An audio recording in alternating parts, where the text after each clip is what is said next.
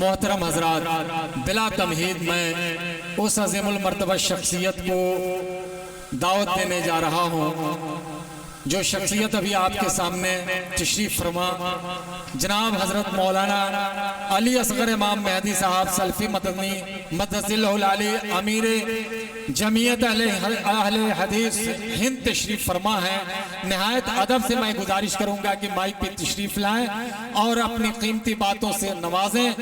حضرت کو میں کس طرح بلاؤں، میں یہی تعارف کرا دے رہا مناسب سمجھتا ہوں کہ شادابی گل بوئے وفا کہہ کے پکاروں، شادابی گل بوئے وفا کہہ کے پکاروں، اس جان گلستہ کو میں کیا کہہ کے پکاروں۔ میرے پاس الفاظ نہیں ہے، عالی جناب سے درخواست ہے کہ وہ مائک پہ تشریف لائیں اور اپنی قیمتی باتوں سے نوازیں۔ شکریہ، بہت بہت شکریہ۔ السلام علیکم ورحمۃ اللہ وبرکاتہ۔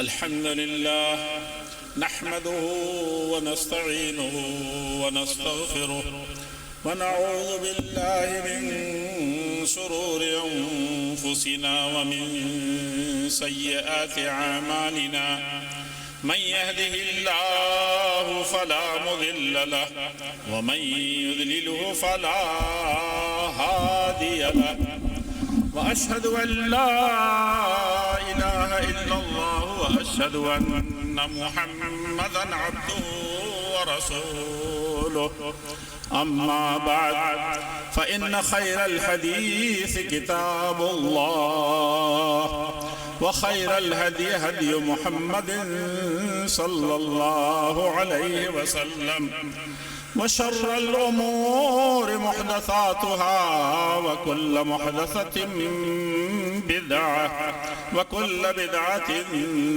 ضلالة وكل ضلالة في النار. أعوذ بالله من الشيطان الرجيم. بسم الله الرحمن الرحيم.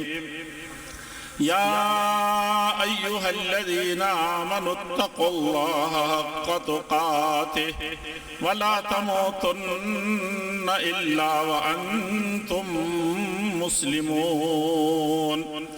يا أيها الناس اتقوا ربكم الذي خلقكم من نفس واحدة.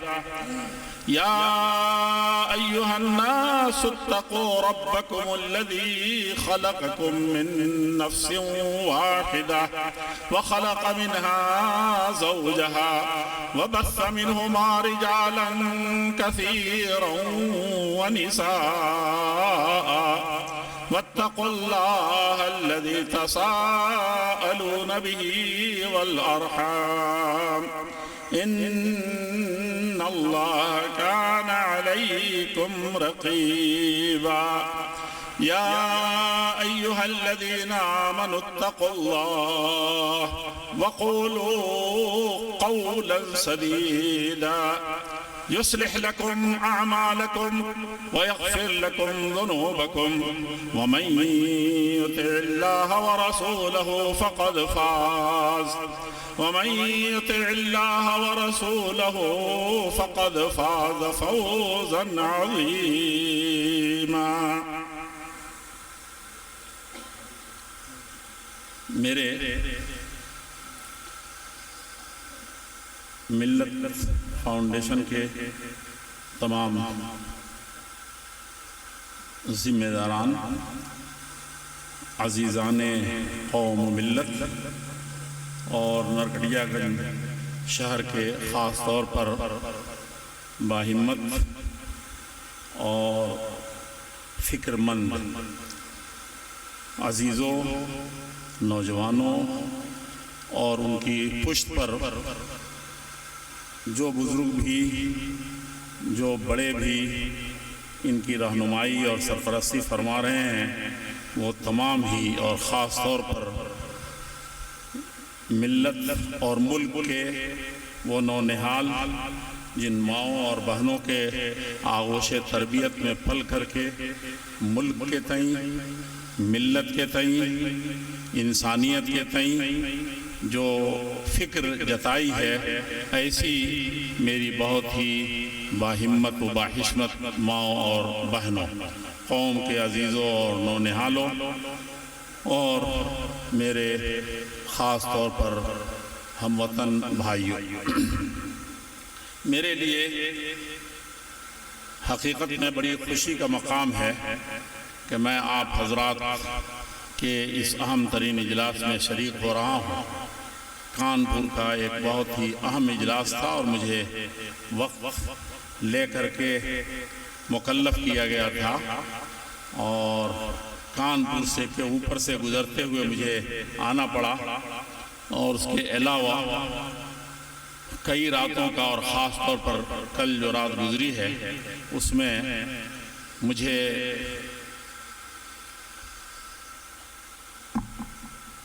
کسی طریقے سے آرام نہیں ملا۔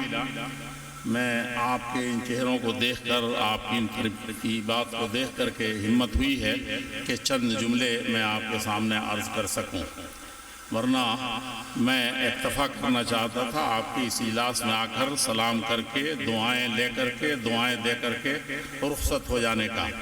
لیکن اسٹیج پر جس وقت میں آیا تو میرے اس انجمن کے، میرے اس بزم کے بہت سے لوگوں نے ایسے حوصلہ افزا اور مفید باتیں عرض کی جس سے مجھے بے حد حوصلہ ملا، اور میں نے کہا کہ کچھ باتیں میں بھی اس مناسبت سے عرض کروں گا۔ خطابت کا موقع نہیں ہے، یہاں کل معاملہ بہت دردمندی کے ساتھ اور بہت زیادہ فکر مندی کے ساتھ سر جوڑ کر کے بیٹھنے کا۔ جب ضرورت پڑتی ہے وہ قلائے قوم سر جوڑ کر کے بیٹھتے ہیں۔ میں کسی کے بارے میں کچھ نہیں کہوں گا کہ دوسرے کیا کرتے ہیں، اپنے بارے میں میں یہ عرض کروں گا کہ ہم کیا کر رہے ہیں، ہم کو کیا کرنا چاہیے۔ مجھے خوشی ہے کہ قومی یکجہتی سے متعلق آپ نے اس بزم کو سجایا ہے اور اس پر لوگ اپنے اپنے اظہار خیال کر رہے ہیں۔ ضرورت ہے اسے عملی طور پر برتنے کی۔ میں چاہ رہا تھا کہ اس دیش میں خاص طور پر جو قومی یکجہتی کب سے یہ نعرہ لگا تھا اور کب اس پر عمل شروع ہوا تھا، اس کی کچھ تاریخ آپ کے سامنے رکھا تھا۔ میں نے اس پر اسپیشل ایشو بھی نکالے ہیں، ترجمان کے بھی جو مرکزی جمعیت اہل حدیث سے نکلتا ہے، اسپیشل جریدے ترجمان 15 روزہ کا اسپیشل ایشو نکالا تھا، اور دی سمپل ٹروتھ جو انگریزی میں نکلتا ہے اس پر بھی اسپیشل پورے ہندوستان کے تقریباً بڑے بڑے اسکالرز نے اس میں لکھا تھا، اور اس پر بھی ایک بھرپور نمبر نکلا تھا، اور اصلاح سماج جو ہندی پرچہ ہے اس کا بھی بڑا بھرپور نمبر نکلا تھا، اور الاستقامہ جو عربی پرچہ ہے اس میں بھی چیدہ اور چنیدہ مضامین شائع ہوئے تھے۔ تو اس حوالے سے میں کچھ کہنا چاہتا تھا، لیکن ظاہر بات ہے کہ اس کا کوئی وقت نہیں، لیکن ایک بات جو بہت بنیادی ہے میں اس کو عرض کرنا چاہتا ہوں۔ یہاں میں دیکھتا ہوں کہ زیادہ پڑھے لکھے لوگ بھی ہیں اور علماء بھی ہیں، طلباء بھی ہیں، وہ ان کے سامنے میں ایک بات عرض کرنا چاہتا ہوں۔ قومی یکجہتی کی طرف اگر آپ اس کو لے جا سکیں، میں نے جو آیت پڑھی ہے، ایک دو اور آیتیں پڑھنا چاہتا تھا، شاید غور و فکر کے نئے زاویے اس میں آپ کے سامنے آئیں۔ موقع ملا تو آیات کی طرف اشارہ کروں گا، لیکن میں آپ سے یہ عرض کرنا چاہتا ہوں کہ انسانیت کے کلیان اور بھلائی کے لیے سب سے آخری سندیش، سب سے آخری پیغام جو اللہ جل شانہ نے سب سے آخری نبی محمد الرسول اللہ صلی اللہ علیہ وسلم کو دے کر کے بھیجا، اس کی پہلی آیت جب نازل ہوئی تو اللہ کے پیارے رسول صلی اللہ علیہ وسلم کی کیا کیفیت ہے۔ آپ غار حرا سے جب گھر آئے تو آپ نے یہ کہا تھا کہ انی اخشا علی نفسی الموت، کہا کہ مجھے بہت اپنی جان کا خطرہ لگ رہا ہے۔ کچھ معاملہ ایسا پیش آیا ہے اس میں بڑی عبرت اور نصیحت کی چیزیں ہیں، پڑھنے کی باتیں. ہمارے علم تو سب سے اول چیز ہے، سب سے آخر چیز ہے، جس کے بغیر انسان نہیں رہتا ہے، چاہے کہ وہ کوئی دھارمک اور کوئی بڑا انسان بن سکے. لیکن یہ علم بھی انسان کے لیے دو دھاری تلوار سے کم نہیں ہے. اور علم کا حاصل کرنے کے جو اس وقت ہوڑ لگی ہوئی ہے، اور علم کے پیچھے اور آگے پس منظر کیا ہو اور مقاصد کیا ہو وہ سامنے نہ ہو، تو یہ انسانوں کو ختم کرنے کے لیے اس علم کو استعمال کر رہا ہے. تو اللہ کے پیارے نبی صلی اللہ علیہ وسلم کو جب یہ علم ملا تھا اور جب آپ آئے گھبرائے ہوئے، تو آپ جانتے ہیں اس وقت کوئی مسلمان نہیں تھے. آپ نے جب سنایا تھا اور آپ کو یہ ڈر لگ رہا تھا کہ ایک ایسا سبق آج مجھے ملا ہے، ایک ایسے معلم نے پڑھایا، تو میں تو پہلے ہی ڈر گیا، پڑھنے سے انکار کر رہا تھا، اس ذمہ داری کو ڈھو نہیں سکتا تھا. حالانکہ 40 سال تک میں نے پوری ایمانداری سے، پوری محنت سے، شاید کسی نے ویسی محنت کی ہو، شاید کسی نے ویسا تیاگ دیا ہو، شاید کسی نے اس طریقے کی جانفشانی اور قربانی دکھائی ہو. 40 سال میں نے اپنے مزاج کو، اپنے جسم کو، اپنے جان کو پورے طور پر تیار کیا اس کام کے لیے جو مجھے آج پہلا سبق ملا ہے. لیکن اس میں بھی مجھے بالکل کسی طریقے سے یہ نہیں تھا کہ میں اس کو لے لوں، اس سبق کو پڑھ لوں. آج بہت آسانی سے مدرسے بنے ہوئے ہیں، چلے جاتے ہیں، اسکول بنے ہوئے ہیں، لے آ کر کے ڈال دیا. اور اگر پیسے ہیں کسی وجہ سے تو اس میں تو پوچھنا ہی نہیں ہے کہ میرے پاس پیسے ہیں، جہاں چاہوں پڑھ لوں گا. لیکن سوچنے کی چیز ہے، وہاں اللہ کے پیارے رسول صلی اللہ علیہ وسلم کو جو اصل چیز بتائی گئی، بتایا گیا اور تسلی دی گئی، کلا یا لا یخزیک اللہ ابدا، ہرگز نہیں، ایسا نہیں ہو سکتا. ایک عورت کہہ رہی ہے، آپ کی بیوی کہہ رہی ہے کہ ایسا ہرگز نہیں ہوگا کہ آپ کسی طریقے سے آپ کی جان پر آن پڑے، ایسا نہیں ہوگا. اور دلیل کیا ہے؟ کل مانوتا کا، کل انسانیت کا، کل قومی یکجہتی کا، کل بھائی چارے کا، کل مساوات کا، کل مواسات کا سارا معاملہ وہی حل ہو جاتا ہے. کہا کہ اِنَّكَ لَتَحْمِلُ الْقَلْبَ. کون سا مسلمان تھا اس وقت؟ کون سا پڑوسی تھا؟ کون سا اپنا سگا بھائی تھا؟ آپ بٹوارہ جو کر رہے ہیں اس وقت، مختلف طریقے سے پہلے دن سے دین کے نام پر بانٹ رہے ہیں.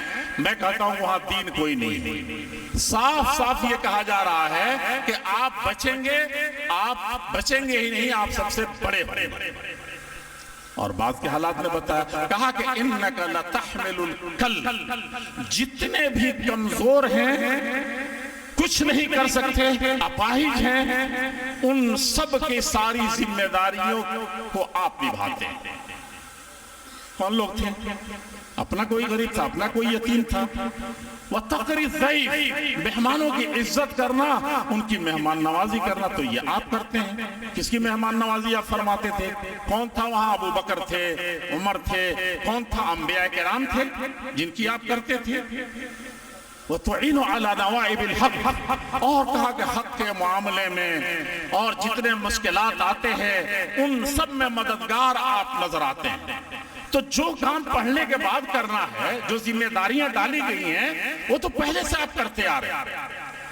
یہ بہت بنیادی چیز ہے جو جاننے کی ہے. اور اللہ کے پیارے رسول صلی اللہ علیہ وسلم نے پہلا سبق جو بعد میں قرآن کریم کی پہلی آیت میں ہے کہ بسم اللہ الرحمن الرحیم کے بعد، وہ ایک بہت لمبا مسئلہ ہے، لیکن اس کے بعد جو ہے الحمدللہ رب العالمین، میری عبادت، اس کو پوجا کہتے ہیں کچھ لوگ، زبانوں کے چکر میں مت پڑیے گا. اور کہا کہ اللہ تعالیٰ کے لیے اس اللہ کی تعریف کرتے ہیں اور سب اسی کے لیے خاص کرتے ہیں جو کہ رب العالمین ہے. رب المسلمین ہے کیا؟ رب العالمین ہے، جو عالمین کو نہیں جانتا اور اس کے رب کو نہیں جانتا اور اس رب کے حق کو نہیں پہچانتا، اس مربوب کے حق کو نہیں جانتا، وہ پہلے مرحلے میں اسلام میں مسلمانیت میں فیل ہے. اور آپ دیگر دھرموں میں دیکھیں گے تو آپ ان کا کہیں نہ کہیں، اور ربوبیت کا مسئلہ تو عام ہے کہ سارے ادیان کے اندر عرب کے مشرکین بھی رب ماننے میں کسی بھی طریقے سے ان میں اختلاف نہیں تھا. وَلَئِن سَأَلْتَهُم مَّنْ خَلَقَ السَّمَاوَاتِ وَالْأَرْضَ وَسَخَّرَ الشَّمْسَ وَالْقَمَرَ لَيَقُولُنَّ اللَّهُ فَأَنَّىٰ يُؤْفَكُونَ. کہا کہ آسمان بھی وہی پیدا کرتا ہے, زمین بھی وہی پیدا کرتا ہے, سارے کام وہی بناتا ہے, سب کچھ کرتا ہے. تو یہ تو ابو جہل بھی کہتا تھا کہ زور دے کر کے کہتا تھا کہ اللہ کے علاوہ کوئی نہیں, یہ صرف اللہ تعالیٰ کا. پھر کون سا جھگڑا تھا, کون سا مسئلہ تھا؟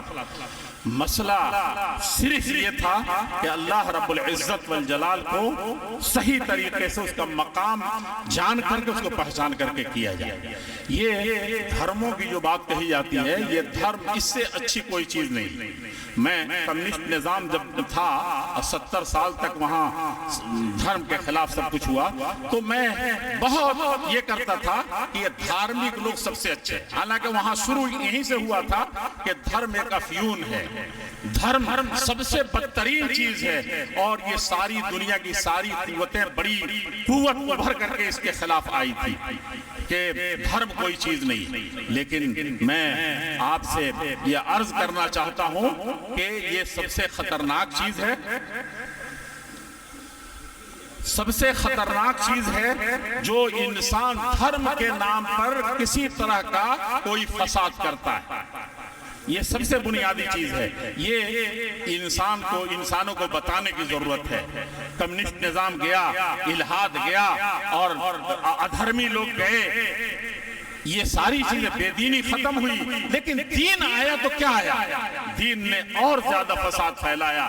تو ایسا دین جو فساد پھیلاتا ہو کسی بھی طریقے سے کسی بھی مرحلے میں لائق نہیں ہے. میں بات اپنی ختم کرنے سے پہلے ایک بات آپ کے سامنے عرض کرنا چاہتا ہوں, ذرا غور سے سنیے گا. اللہ کے پیارے رسول صلی اللہ علیہ وسلم طائف میں جب گئے تھے تو سیرت طیبہ ہمیں بتاتی ہے کہ طائف والوں نے جسے بڑی امیدیں تھی, اور اللہ کے رسول صلی اللہ علیہ وسلم ایسے ہی نہیں, جہاں ہم نے چاہے اسٹیج جما دیا, جہاں چاہے بات کہی, بالکل حق بات کہی ہے میں نے. حق بات ہر جگہ نہیں کہی جاتی, جگہ بھی ہو, کلام کے لیے جگہ بھی ہو, مقام بھی ہو, اور مواقع بھی ہو, وہاں بات کہی جاتی ہے. اللہ کے پیارے رسول صلی اللہ علیہ وسلم نے طائف والوں میں سے اس قبیلے کو چنا تھا جو باتوں کو سن سکتی تھی, اچھوں میں سے اچھوں کو چنا تھا, لیکن انہوں نے کوئی رعایت نہیں کی تھی. اللہ کے پیارے رسول صلی اللہ علیہ وسلم کی سیرت طیبہ کہتی ہے فَكَانُوا يَرْمُونَهُ فَيُسْقِطُونَهُ فَيَعْضُدُونَهُ فَيَرْفَعُونَهُ ثُمَّ يَرْمُونَهُ فِي الْحِجَارَةِ. اللہ کے پیارے رسول صلی اللہ علیہ وسلم کو یہ طائف کے بڑے جوان اور ویسے جوان دنیا میں نہیں تھے. ایک محمد بن قاسم کو آپ سوچ لیجئے, 18 سال کا لڑکا ہے, اور اس کی کیا قوت ہے, کیا سمجھ ہے, اور کس طریقے کے اس کے حالات ہیں. تو کہنے کا مطلب یہ ہے کہ اس طرح کے جوانوں نے پری پلانی اللہ کے رسول صلی اللہ علیہ وسلم کو مارا, اور اتنے پتھروں کی بوچھار ہوتی تھی کہ آپ کو مار کے زمین میں گرا دیتے, اور گرانے کے بعد فَيَعْضُدُونَهُ دونوں باہوں میں ہاتھ لگاتے تھے, اور پھر اٹھا کر کے پھر نشانہ بناتے تھے, بار بار مارتے تھے, گراتے تھے. لیکن اللہ کے رسول صلی اللہ علیہ وسلم نے اس وقت کیا کہا تھا جب آپ کو جا کر کے اس باغ میں گر گئے, لہو لہوان تھے, سر ٹوٹا ہوا تھا, پاؤں جوتیوں خونوں سے بھرے ہوئے تھے, جوتیاں بھری ہوئی تھی, اس وقت کیا کہا تھا آپ نے؟ یہ بہت کچھ جاننے کی ضرورت ہے. اگر آپ مانوتا میں یقین رکھتے ہیں, انسانیت کا کچھ بھی درد رکھتے ہیں, تو اس نبی کی اس سنت کو اپنائیے. میں غیروں سے اس وقت اور کسی اور سے نہیں کہوں گا, یہ پیغام سب کے لیے عام ہے. اللہ کے پیارے رسول صلی اللہ علیہ وسلم نے جب ملک الاخبشین پہاڑ کے فرشتے کو حکم ہوا کہ ان کو دونوں پہاڑوں کے بیچ میں پیس دیا, تو آپ نے کیا فرمایا تھا کہ اللہم اہد قومی. میں استعطاف کے لیے کہتا ہوں یا کویا, کہا کہ اللہم اہد قومی. کوئی نہیں بتائے گا کہ بنو ثقیف اس قبیلے سے تھے یا بنو فہیر اس قبیلے سے تھے. اللہ کے نبی صلی اللہ علیہ وسلم فرمایا اللہم اہد, اے اللہ جل شانہ, یہ دونوں پہاڑوں میں پیسے جانے کے لائق نہیں ہیں, یہ ختم نہیں کیے جائیں گے. اللہ جل شانہ یہ کہ رحم کے لائق ہے. اہدی، ان کو ہدایت ملی چاہیے. لیکن کون لوگ ہیں یہ؟ اللہ تعالیٰ تو نے مجھے مقام دیا ہے اور انہوں نے مجھے مارا، اس لیے پہاڑوں میں ان کو پیس دیا جائے. تو میں کہتا ہوں کہ اللہم اہد قومی، یہ میری قوم کے لوگ. کوئی نہیں بتا سکتا کہ یہ کیسے قوم ہے. آج قوم کس سے ملک سے بنتے ہیں، آج قوم برادری سے بنتی ہے. آج پتہ نہیں قومیت کے اتنے بت تراشے ہم نے، اور ہر بت ہم کو پاس پاس کر رہا ہے. ایسا نہیں کہ اس بت کو ہم پاس پاس کرنے کے لیے پیدا ہوئے، تو ایسے بھی پاس پاس کیا جاتا ہے. آپ نے کہا میری قوم کے لوگ ہیں. اللہ جل شانہ یہ سمجھتے نہیں ہیں، لا یعلمون، ان کو علم نہیں ہے کہ میں کیا چیز لایا ہوں، کیا کرنا چاہتا ہوں. اس لیے یہ سارے مسائل ہیں. میں آپ سے یہ عرض کرنا چاہتا ہوں کہ اللہ رب العزت والجلال نے ابھی جو میں نے آیت پڑھی اس میں بھی ایک خلقکم من نفس واحدہ، اس اللہ سے ڈرنا ہے. ایک نفس سے پیدا کیا ہے. اگر حقیقت میں صرف آپ کو اس آیت پر یقین ہو تو ساری دنیا دشمن اور بیری ہو جائے. ایک مسلمان تو بہرحال اپنے عقیدے کا دشمن نہیں ہو سکتا. خلقکم من نفس واحدہ، ایک نفس سے پیدا کیا ہوا انسان وہ گویا کہ میرا بھائی ہے. گویا نہیں ہے بلکہ نص قطعی ہے اور دلیل قاطع ہے اس پر کہ وہ ہمارا بھائی ہے. ایک ہی خون سے، ایک ہی ماں سے اور ایک ہی باپ سے پیدا ہوا. بتائیے اس سے کون دشمنی کرے گا؟ کون اس کے در پہ آزار ہوگا؟ کون اس کو دوسری قوم قرار دے گا؟ کون اس سے بٹوارے قبول کرے گا؟ یہ بہت بنیادیں ہیں شریعت کی. اور میں کہتا ہوں کہ مولانا ابوالکلام آزاد جو تھے، گاندھی جی بھی ایک مرحلے میں دیش کے بٹوارے پر راضی ہو گئے تھے. مولانا ابوالکلام آزاد نے کیبنٹ پلان میں جانے سے پہلے باپو کے پاس گئے تھے اور کہا تھا کہ میں کیبنٹ پلان کی طرف وہاں جا رہا ہوں، لیکن کیا ہوگا؟ مجھے لگتا ہے کہ اس وقت پنڈت جی بھی کچھ حالات سے سراسیمہ ہو کر کے اور ادھر کے کچھ لوگوں سے اور ادھر کے کچھ لوگوں کے اس بڑے بکھیرے اور جھنجٹ سے اب اس جھنجٹ سے نکلنا چاہتے ہیں. اس لیے ہوگا کیا؟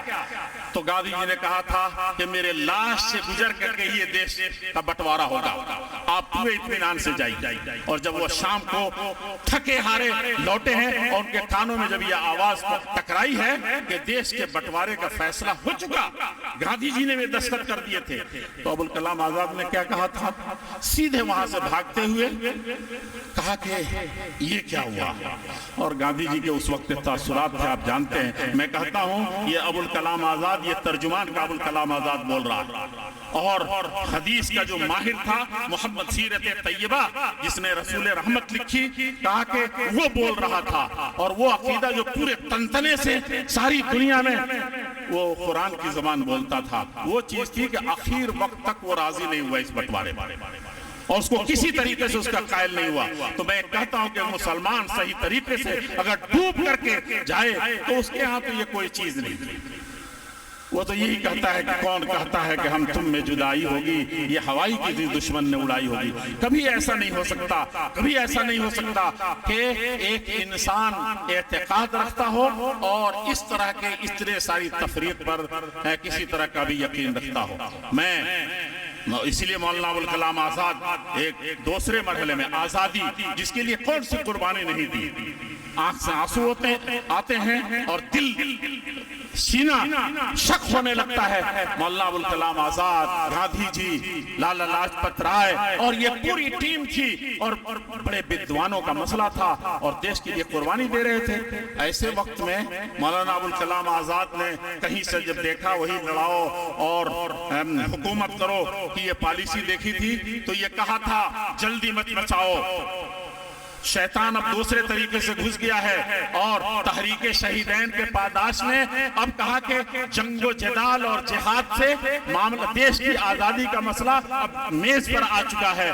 تو اب میز پر آنے کے بعد یہ اب دوسرا تماشا شروع ہو رہا ہے. اس وقت انہوں نے کہا تھا، بہت صاف صاف کہا تھا، سارے کانگریس کے صدر تھے اس وقت اور بہت زیادہ زور دے کر کے کہا تھا، سب سے نو عمری میں سب سے زیادہ آزادی سے پہلے صدارت کی تھی انہوں نے کانگریس کی. اور اس وقت جب حالات ڈگمگا رہے تھے انہوں نے کہا تھا کہ آسمان سے اگر ایک فرشتہ تڑپ کر کے اور یہ چیف سندیش لے کر کے آئے، گارنٹی کے ساتھ آئے اور وہ یہ اعلان کرے کہ ہندو مسلم تفریق کی بنیاد پر، ان کے بٹوارے کی بنیاد پر، ان میں کسی بھی طرح سے تفریق کی بنیاد پر ان میں بٹوارا ہو جائے، لیکن دیش کی آزادی اس کو ابھی مل جائے گی، تو کہتے تھے کہ ہرگز ہرگز اس کو قبول نہیں کریں گے، ہرگز ہرگز کو قبول نہیں کر سکتے، دیش کی آزادی ٹل جائے نہ ملے یہ ہمیں گوارا ہے، لیکن ہندو مسلم کی تقسیم کسی بھی طریقے سے ہمیں گوارا نہیں ہے۔ اور پلٹ کر کے آپ نے کہا تھا کہ دیکھو دیش کی آزادی اگر تھوڑی دیر کے لیے یا دیر تک کے لیے رک جاتی ہے تو یہ دیش کا نقصان ہوگا، لیکن ہندو مسلم کا اگر بٹوارا ہوا یا ان میں کسی طرح کی تفریق ہوئی تو یہ مانوتا اور انسانیت کی تقسیم ہے، اس کو کبھی بھی برداشت نہیں کیا جا سکتا۔ یہ اتنی بڑی چیز ہے، کاش کے اس کو لے کر کے چلتے۔ یہ جو سر سید احمد خان، جس کو پتہ نہیں آج کل کیا کیا لوگ کہہ رہے ہیں اور کہاں کہاں چل رہے ہیں، اور گاندھی جی نے لکھا ہے کہ سب سے پہلے قومی یکجہتی کی گیت ہی نہیں گائی تھی، جوت جگایا تھا وہ سر سید احمد خان تھا۔ اور آپ ان کے اقوال پڑھیے تو آپ دنگ رہ جائیں گے۔ ایک موقع سے دیکھا کہ دیش جگمگا رہا ہے، بڑے بڑے قدم ہل رہے ہیں، بڑے بڑے دھرم گروؤں کے ذہن میں اور علماء کے ذہن میں یہ کیڑا چل رہا ہے، تو اس وقت انہوں نے کہا تھا کہ دیکھو بھارت ہندوستان تو ایک بہت ہی پیاری سی خوبصورت دلہن ہے،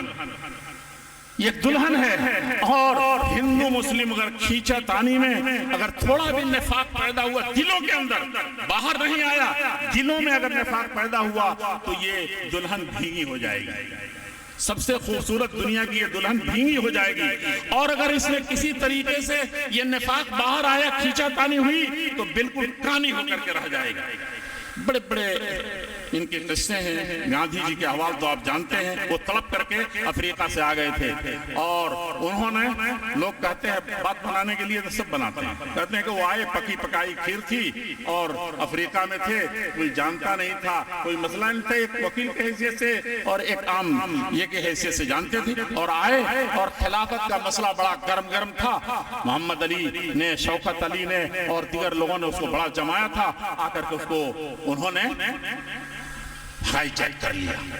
مسئلہ ایسا نہیں تھا۔ گاندھی جی کہتے تھے کہ میں اس دیش کا کپوت ہوں گا اگر ایسے موقع سے اپنے ہی مسلمان بھائیوں سے، اپنے ہم وطنوں کے ساتھ آگے آگے بڑھ کر کے، لڑ کر کے اگر خلافت کے مسئلے کو ہم نے نہیں سنبھالا اور اس میں کود پڑے تھے۔ یہ لوگوں کی آج جب ہم تبصرے کرنے پر آتے ہیں تو لوگوں کے اخلاص کو بھی ہم کہاں سے کہاں لے کر کے چلے جاتے ہیں اور کیسی کیسی باتیں کرتے ہیں۔ ضرورت اس وقت یہ ہے کہ کون کیا کرتا ہے اس چکر میں پڑے بغیر، اس کے پیچھے پڑے بغیر، اس کی نندا کیے بغیر، ہمارا جو کام محبت کا ہے، ہمارا جو کام ہے قومی یکجہتی کا، ہمارا جو کام ہے انسانیت کا، جس طریقے سے آج آپ نے سر جوڑ کر کے آپ بیٹھے ہیں اور اس چیز کو آپ آگے لے آئیے۔ لوگ اگر آپ برا مانتے ہیں کہ پھوٹ ڈالنا، ایک دوسرے پر کیچڑ اکھالنا، کسی کے خلاف سازش کرنا، اگر یہ برا ہے تو یہ برے لوگ کیسے آگے بڑھ رہے ہیں اور آپ اچھے ہو کر کے پیچھے کیوں ہیں؟ یہ ان کے اوپر سوال نہیں ہے، یہ سوال ہمارے اوپر ہے کہ اچھا کرنے والے، اچھا جاننے والے، اچھائیوں کے علمبردار پیچھے چلے گئے، اور جو جن کو آپ فسادی کہہ رہے ہیں، حالانکہ کہنا نہیں چاہیے، ان کی جو بھاونائیں ہیں، ان کا جو معاملہ ہے، اور یہ تو پورا ہندوستان کہہ رہا ہے کہ بہت تھوڑے لوگ ہوتے ہیں اور اس کو اس کا چرچا دوسرے اچھے لوگ اتنا کرنے لگتے ہیں کہ لگتا ہے کہ وہی سب کچھ ہے۔ چلتے ہیں، بیٹھتے ہیں، کھاتے ہیں، پیتے ہیں، اتنے سارے ہمارے اکٹھا ہونے کی چیزیں، اس کا کوئی ذکر نہیں ہو رہا ہے۔ ایک دو چیزیں ایسے ہو رہی ہیں، اس کو ہوا کھڑا کر کے، اور ری ایکشن، رد عمل کا عمل کبھی بھی خیر کا باعث نہیں بنا۔ اس لیے رد عمل والا مسئلہ نہیں ہونا چاہیے۔ اگر کوئی عمل خراب ہے تو اس کو، اس خرابی کو اچھائی سے مٹائیے۔ ادفع باللتی ہی احسن، یہ احسن طریقے سے، اچھے سے نہیں، برائی کا بدلہ اچھائی سے نہیں، سب سے اچھے طریقے سے جو آپ کر سکتے ہیں، اور پھر اس کے بعد وہ صحیح معنی میں آپ کا دوست بنے گا، آپ کا بھائی بنے گا، اور صحیح معنی میں وہ انسانیت کا علمبردار بنے گا، اس پیغام کو ہر آدمی کو، ہر شخص کو عام کرنے کی ضرورت ہے۔ میں ملت فاؤنڈیشن کے جو بھی میرے عزیز ہیں، ذمہ دار ہیں اور حضرات ہیں، میں اور تمام حضرات جنہوں نے اس میں کسی طریقے سے کہیں سے بھی اپنا حصہ نبھایا ہے، میں ان سب کا بہت زیادہ شکر گزار ہوں، اور میں یہ بات بہت اعتماد کے ساتھ اور بہت زور دے کر کے کہتا ہوں کہ آپ رد عمل میں کبھی مت آئیے، آپ اپنا مقام پہچانیے، آپ کا جو کام ہے، جو اچھائیاں ہیں اس اچھائیوں کو اتنا عام کر دیجئے، اتنا عام کر دیجئے کہ یہ برائیاں خود بخود رک جائیں۔ اور کسی مفکر نے کہا تھا کہ اگر تم چاہتے ہو کہ برائیوں پر بند باندھو تو یہ تمہارے سارے بند کو ایک ایک دن توڑ کر کے سوراخ کر کے اور تمہارے بڑے سے بڑے باندھ کو یہ توڑتے چلے جائیں گے، لیکن اگر تم چاہتے ہو کہ اس ایک طوفان بھی آ رہا اس کو روکو تو اس سے بڑا طوفان تم ادھر سے برپا کر دو۔ برائیوں کا طوفان ہے، نفرت کا طوفان ہے اور دشمنی کا طوفان ہے، تو تم محبت کا، انسانیت کا، امن و آشتی کا ایک ایسا طوفان برپا کرو کہ سارے کے سارے باطل طوفان اور نفرت کے طوفان وہ خش و خاشاک کی طرح اس میں بہہ جائیں۔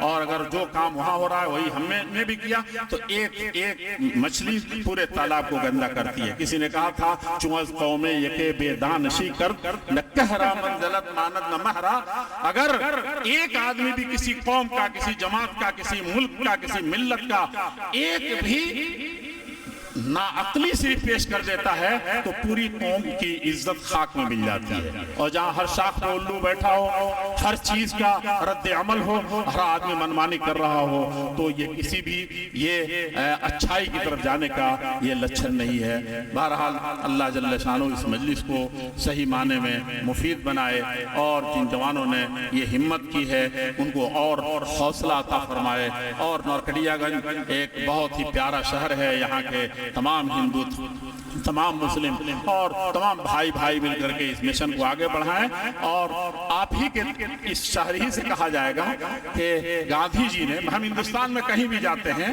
بلکہ مصر میں بھی ابھی جو عالمی کانفرنس 3 سال پہلے ہوئی تھی اس میں یہ بات آئی تھی کہ گاندھی نے شروع کیا تھا، تم تو وہاں کے ہو، کہا کہ گاندھی نے جہاں سے شروع کیا تھا، اور جو ستیہ چمپارن سے اٹھا تھا، اور یہ سب سے زیادہ یہاں قریبی وہ جگہ تھی۔ تو میں کہتا ہوں کہ اپنے آپ کو آپ فقیر مت سمجھیے، اپنے آپ کو کمتر نہ سمجھیے۔ میں اس میں چہرے سب دیکھ رہا ہوں نوجوانوں کے ہیں، لیکن نوجوانوں کے ساتھ اگر صحیح معنی میں بزرگوں کی سرپرستی رہی اور ان کے انڈر میں کام کرنے کا جذبہ رہا تو میں یقین کرتا ہوں کہ یہ بہت بڑا کام ہوگا۔ میں آپ سب کا شکر گزار ہوں، خاص طور پر مولانا مصطفیٰ صاحب کا، جنہوں نے مجھے مجبور کر دیا کہ میں آؤں، اور بھائی گلریز صاحب کا اور حضرات کا جو انہوں نے تعارف کرایا، بتایا، تو مجھے بہت خوشی ہوئی۔ اور میں بہرحال کوتاہ واقع ہوا ہوں اپنے چمپارن کے سلسلے میں، بہت کم وقت دیا میں نے، مجھے بہت افسوس رہتا ہے، گرچہ کام میں بہت زیادہ کوتاہی نہیں ہوتی، لیکن آنے اور بیٹھنے اور ملنے میں تو یہ بھی میں تو کہتا ہوں اس وقت سب سے بڑا کام یہی ہے، ملو ملاؤ کے ملنے سے بات بنتی ہے، اگر ملو نہ تو اس سے بھی بات بگڑتی ہے۔ تو ملیں، بیٹھیں، سر جوڑ کر کے، اللہ تعالیٰ اس میں برکت عطا فرمائے گا۔ میں نے نام نہیں لیا ذمہ داروں کا، لیکن وہ قلب و جگر میں پورے طور پر موجود ہیں۔ اللہ تعالیٰ اس مجلس کو ملت کے لیے، ملک کے لیے، انسانیت کے لیے سب سے زیادہ مفید بنائے۔ والسلام علیکم ورحمۃ اللہ وبرکاتہ۔